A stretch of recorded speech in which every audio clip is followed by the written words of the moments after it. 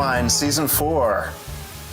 I am Tom Marshall, and I'll be your tour guide, your Phish tour guide, as we travel back in time to Destination 1.0. This season, we'll be revisiting several epic shows from the 90s on Phish's road to fall 1997, and the tour that changed everything. We'll tell you which side of the bus to look out when we drive through the season where Phish destroyed America. We're proud to call attention to some of the most amazing shows ever in the 90s from this most amazing band ever. My co-host for today is fellow Undermine executive producer, artist manager, and New York Times best-selling author, Benji Eisen. Hi, Benji.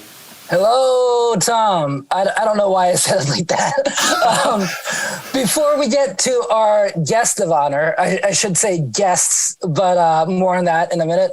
I should first mention our show of honor, and that show of the hour anyway is August 13th, 1993 at the Murat Theater in Indianapolis, Indiana. It's a venue that has long been mysterious to me, and including how to pronounce its name, I think. It has a really unique name. Phish played two really unique shows here, this one and then again in the following year in 1994.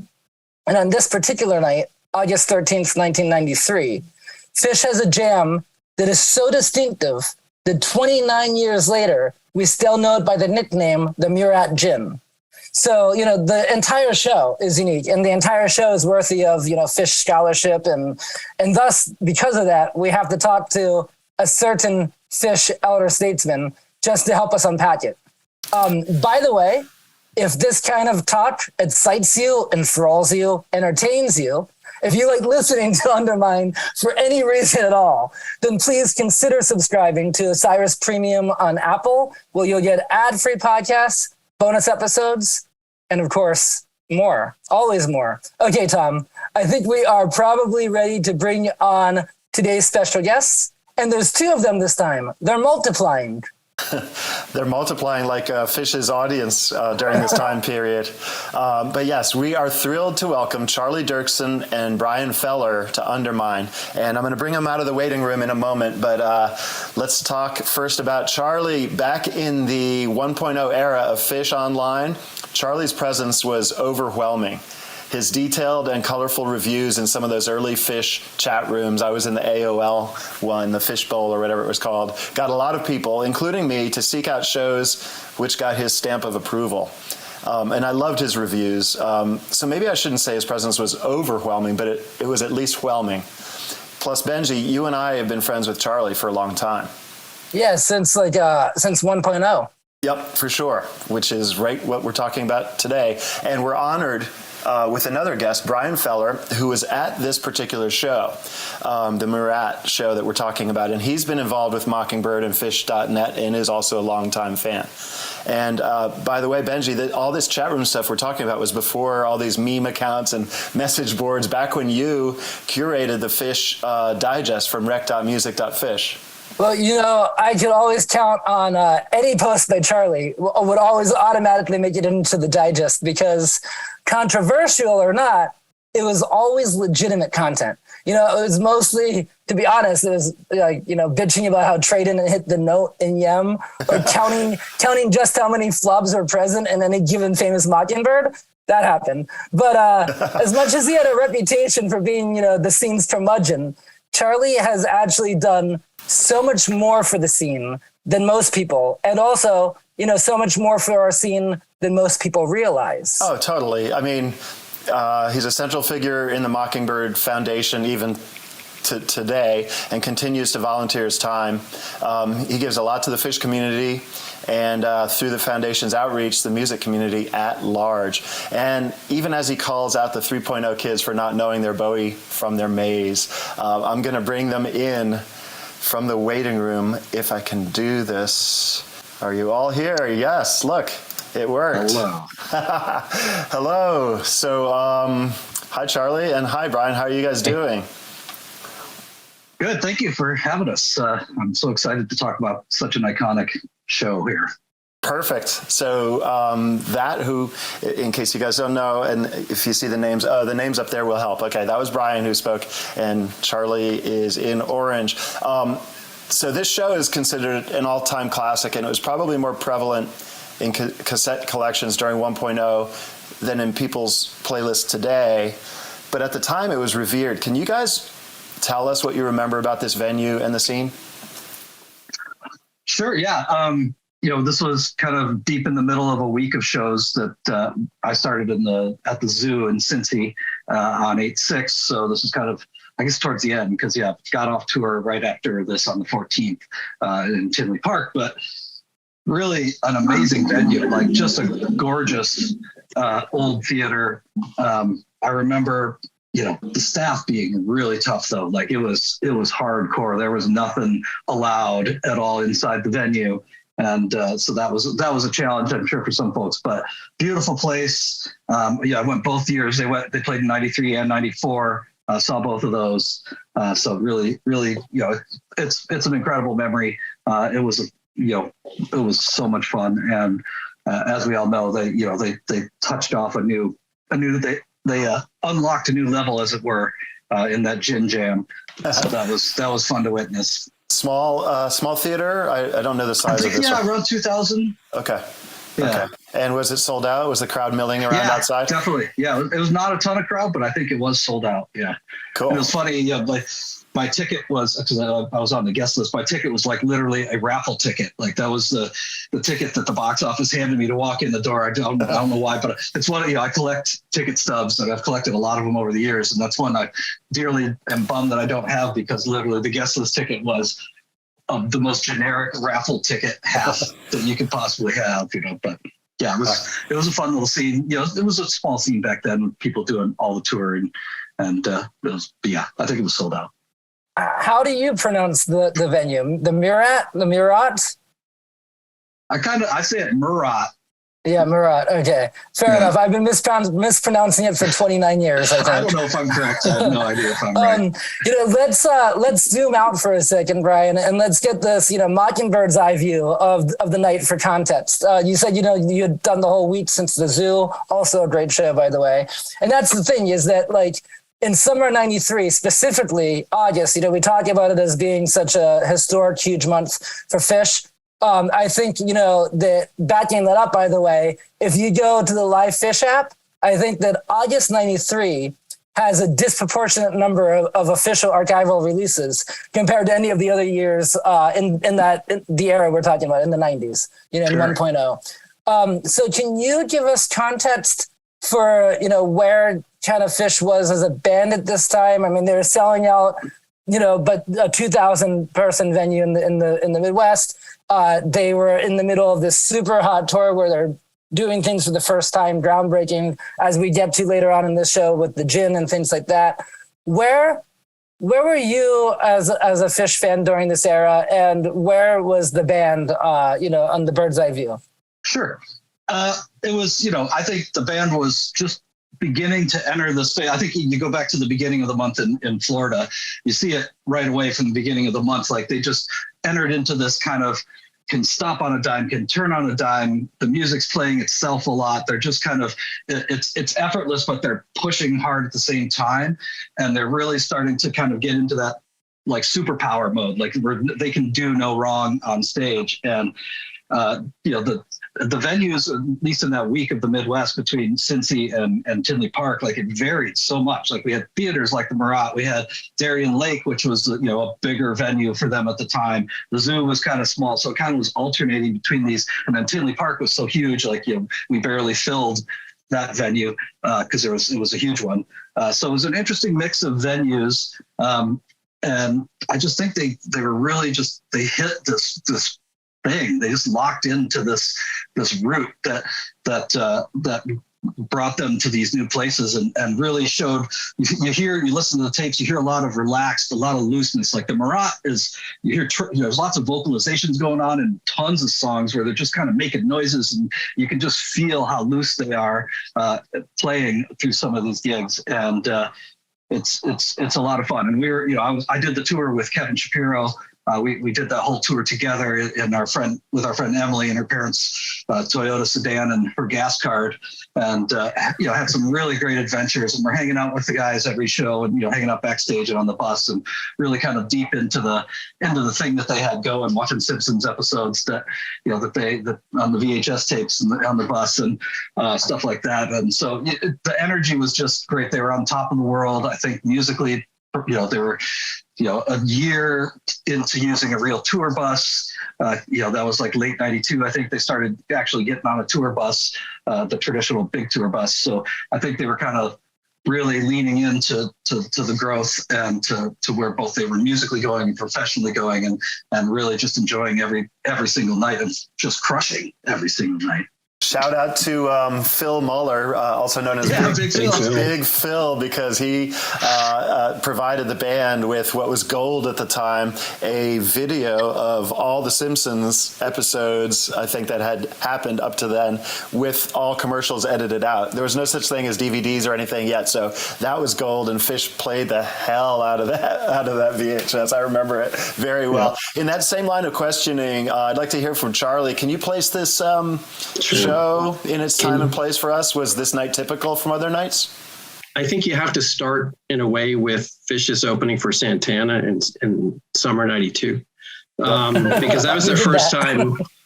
That was the first time, obviously, playing the Summer Sheds, including Great Woods, and then when they started playing the Sheds themselves as Phish in summer '93, by that point, their improvisation had taken on just a whole different spectrum, I guess is one way to put it, from where it had been in 1990 and 1991, and to some extent in the 80s, where they were also experimenting in whipping posts and Scarlet Fires and so on, and the occasional David Bowie, like in '89. But when Murat came around on August 13th in '93, although Phish had already performed, I would say, I don't know, at least a couple dozen. It was definitely no more than 50, I don't think.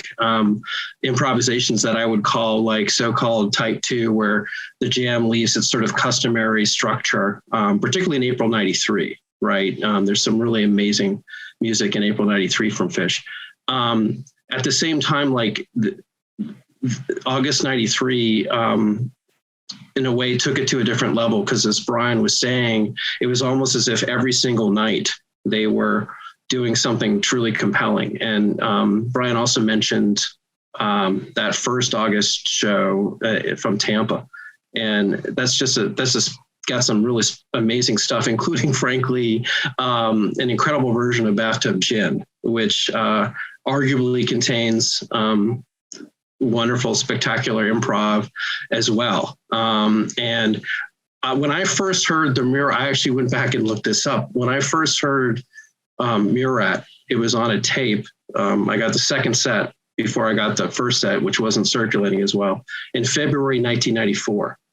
And what's fascinating to me is that because at that time I only had about 40 Phish tapes, I didn't have the context at all for whether or not Phish was playing, Bathtub Gin and Stash and Bowie 20 minutes every night, right? I knew that You Enjoy Myself was typically around 15, 20 minutes. But other than that, I didn't know that they were even in that ballpark improvisationally. And so I didn't know if they were doing that all the time. And so when I first heard Murat's second set in February '93, what apparently struck me the most was Life Boy. It was the first time I'd ever heard Life Boy, and it blew me away, and I actually cried, which is incredible. Yeah, and also the thing about that Life Boy, and I'm just getting chills thinking about it, is that it comes after a spectacular Mike song. And again, not Hydrogen, Mike song. It was Life Boy came out of Mike song, and it's just funny how everything is context, right? Everything is, your perspective is so context based, because as amazing as the Gin and Mike's were in that set, for me to get that crazy over Life Boy in hindsight is just hilarious, because now, of course, and eventually I learned, I guess, in '94 at some point, that Gin had been performed spectacularly well in early August 93 as well. And so to some extent, it was confirmed that, Phish has been performing, spectacular improvisations throughout 1993. It wasn't, the Murat Gin wasn't just sort of a one-off thing. But obviously, as we sort of go through Phish history, Murat still this is why we're talking about it, right? I mean, Murat to this day is still one of Phish's most, inspired pre-94 improvisations, and in no small part because it was inspiring to people, including a friend of mine whose first Phish show was August 13, 1993. And I got a lot of Phish tapes from him in the early 90s because he's a Doug Buzak. He's a Grateful Dead, or was a Grateful Dead tape trader. And so I'd actually gotten Arrowhead Ranch from him. Excuse me. I got an Arrowhead Ranch from him. Don't edit that out. And some other early tapes like Amy's Farm. I can't remember if I got Amy's Farm for him, but anyway, in context, obviously, to this day, Murat is one of Phish's strongest shows, start to finish, and but of course, August '93 is still, a spectacular month of Phish, and when a lot of people talk about their favorite months of Phish, August 93 is always in the conversation, along with December 95 and various months in 1994, of course. Yep. That answers the question. That's exactly right. It is one of those months where you can't go wrong, but August 13th is definitely a high point and a high month. Charlie, here's something that we're not used to in our many conversations about Phish, but something that our audience will be familiar with. We're going to take a quick break. We'll be right back. Have you ever wondered what it would feel like if your investments reflected what matters most to you? At Green Future Wealth Management, the advisors specialize in helping clients manifest their values in their financial lives. Green Future Wealth Management was founded by certified financial planner practitioner and longtime fan Nick Cantrell, named by Forbes as one of the top next-gen wealth advisors in the country. Whether you are just getting started or have complex investing and financial planning needs, visit them on the web at greenfuturewealth.com. You can sign up for the email list or take the Investing Values quiz. When you feel ready, schedule a free virtual consultation. In appreciation for the amazing Phish community and the incredible work being done by fans across the country, Green Future Wealth Management will be donating 10% of asset management proceeds from new Osiris listener clients to Fans for Racial Equity. Just be sure to mention Osiris when booking your appointment. Create your green future. Securities offered through Cambridge Investment Research, Inc., member FINRA/SIPC. Advisory services offered through Cambridge Investment Research Advisors, Inc. Cambridge and Green Future Wealth are not affiliated. And we're back. Benji, that break seemed to come earlier in the show. They get earlier and earlier. Maybe eventually they'll get before the show even starts so we don't have to do them. By a week before, yeah. All right, well, we're back with Brian Feller and Charlie Dirksen. And of course, with my favorite co-host, Benji Eisen. Let's do something unusual next. Let's talk about the music. Brian, I was wondering if you could walk us through the highlights from this show very briefly, because we've talked about the Murat Gin, but are there like another couple, one or two or three peaks that stand out? Yeah, I mean, you have to talk about the Bowie. The Bowie's got a 4-minute intro. And then, another like 12 or 13-minute jam after all the composed parts. And it's just spectacular. I think overall the show, as the soundboard show, Mike is really thick in the soundboard mix, which was kind of rare at the time for him to be that forward. And he really leads the charge on a lot of these. So that Bowie was fantastic. Of course, the Gin, we probably don't even need to talk about it. The mics was really great. There's a lot of dissonance in the show. I think the show is not necessarily like a show I'd hand somebody as a first Phish tape because there's so much dissonance in some of these jams that it's not as melodic as it might be. So that mics is a very strong, indicator of that thing. Yeah, and I think, everything is really strong. I mean, lengthwise, only 3 times opened the first set. Only time it went lengthwise Llama, and then that Llama just crushed. Also, I think that's worth noting is that Llama is just sick. Amazing opener, yep. Charlie, I used to love reading when I was doing the digest and just reading Direct Music Phish. One of the things that made you so endearing, and it was, it was a geeky and wonderful, I almost want to say abstract, because how can you rate Phish? Like, it's just such a ludicrous concept. And yet we did, and took it, seriously as much as you can. There's 2 layers to it. Like we were being serious, but at the same time, I think we realized the ridiculousness of rating something so subjective. That said, I want the Charlie Dirksen scale for the Murat for August 13th, 1993. How does it rate on the Charlie Dirksen scale? You mean as a show? Because I never did rate shows. Never. You rated never rated tweezers. shows. Yeah, I rated tweezers and Mike's grooves and You Enjoy Myself, and then I did an N/R rating for the Bozeman tweezer we're asking you to do something that's never been done before then. Yeah, but I'm not going to do it because that's not what I do.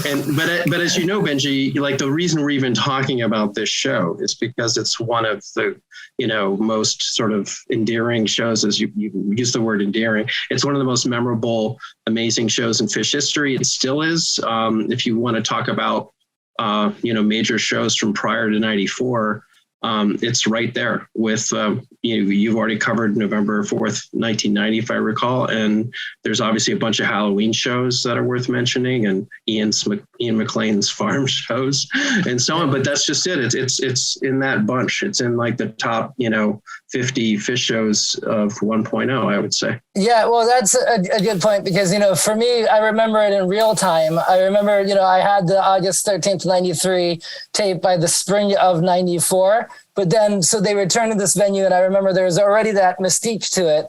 And they actually, rose to the occasion by doing another really unique show that stood out for a number of reasons. I mean, simplifying it, I guess you could say the theme from that night. We're talking, by the way, about June 24th, 1994.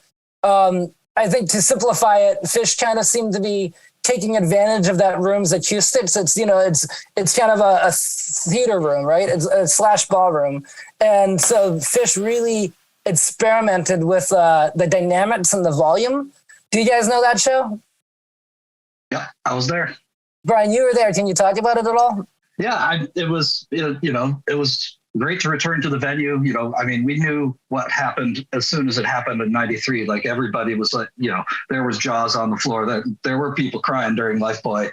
And so being able to return to that venue the following year was just an amazing gift. And it's just, you can hear the evolution in the jamming from 93 to 94. I think we got a rare demand at that one, if I'm remembering right. I don't have the set of stuff, but it was, it didn't hit the peaks, but it was also a pretty phenomenal show. I do remember really enjoying being there. I will say about Lifeboy, since you guys have mentioned crying to it twice, that Trey and I cried when we came up on the phone. We wrote it on the phone together with that part, stranded on a slender string, a minute seems to last a lifetime. It was like this part, it was like the very hard to the unobtainable B section that we couldn't come up with, and then Trey was just messing around, and the second he hit on it, we both were like, "Oh my God!" Because we had the words, but he couldn't quite figure out how to make it work. And when it did, it was magic, and yeah, it was like tears of joy more than like emotional tears, which, that those came subsequently, but I think there's a lot of tears shed over Lifeboy. But Benji brings up a good point about you guys have done so much studying of Phish. You're probably the best qualified to answer. Are there other venues that Phish play where they kind of cater their sound and they're playing to the specifics of the room? How about Charlie, if you can think of any?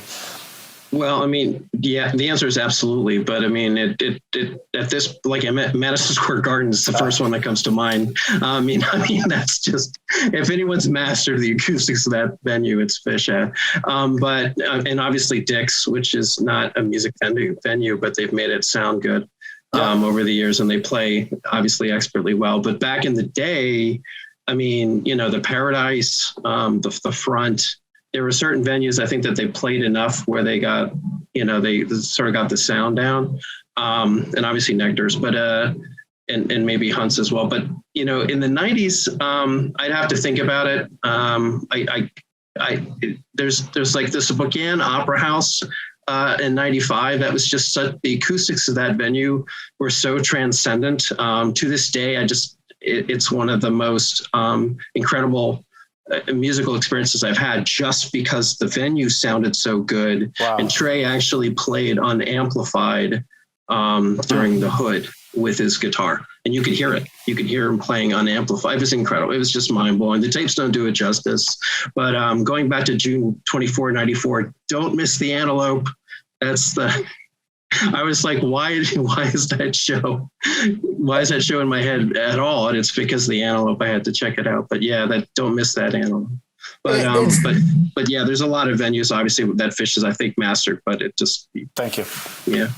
The Gorge too, to me, stands out as one of those venues they play different there. But I think maybe because they play different at this Murat show in '93 and again in '94.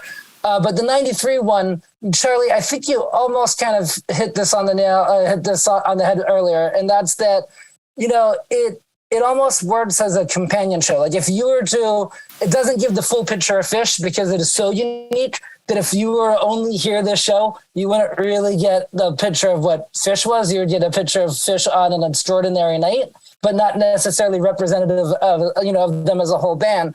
So, it pairs well with something like, the 2/23/93 Roxy show that Tom and I just discussed, on Undermine just 2 episodes back. But if you were to give the show to a noob, what might you bundle it with to give them more of a complete picture of Phish during this specific era? What would I bundle 8/13/93 Murat with specifically? Yeah, for another 1.0 show.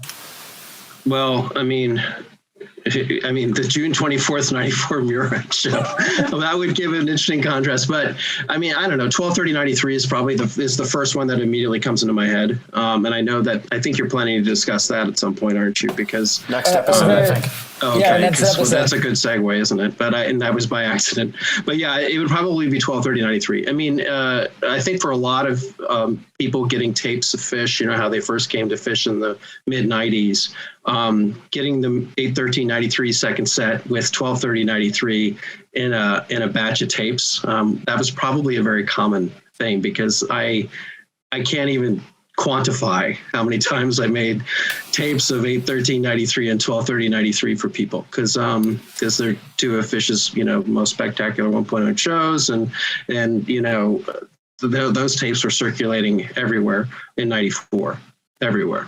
So I think I got mine from you for 8/13/93. Okay, well, I hope you got the soundboard, because it took me some time to get the soundboard.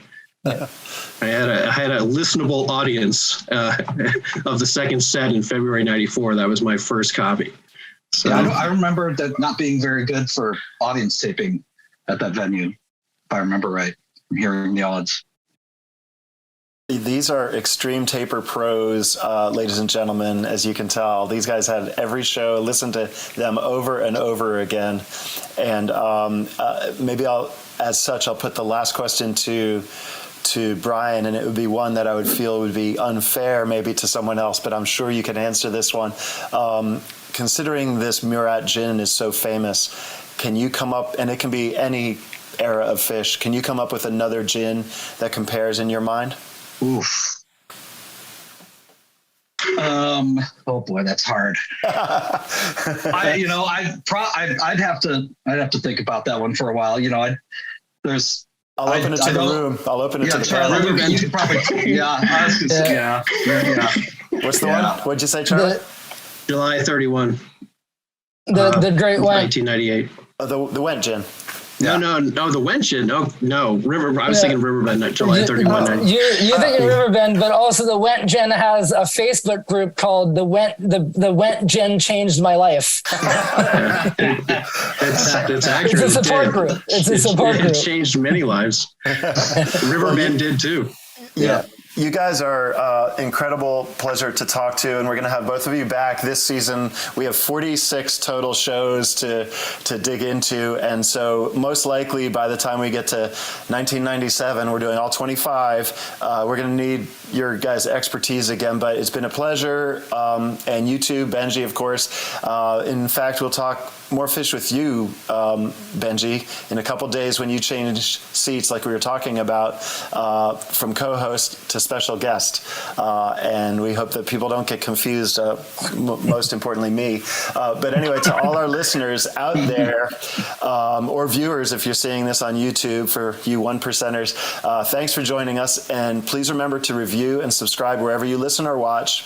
And by the way, your homework assignment is to listen right now to that show that Benji let slip, that it's the New Year's run from 1993. And that's where we're going to meet next time virtually, right back here. But until then, blaze on. And thank you guys very much for joining us. Thank you. Thank you guys for joining us. That was awesome.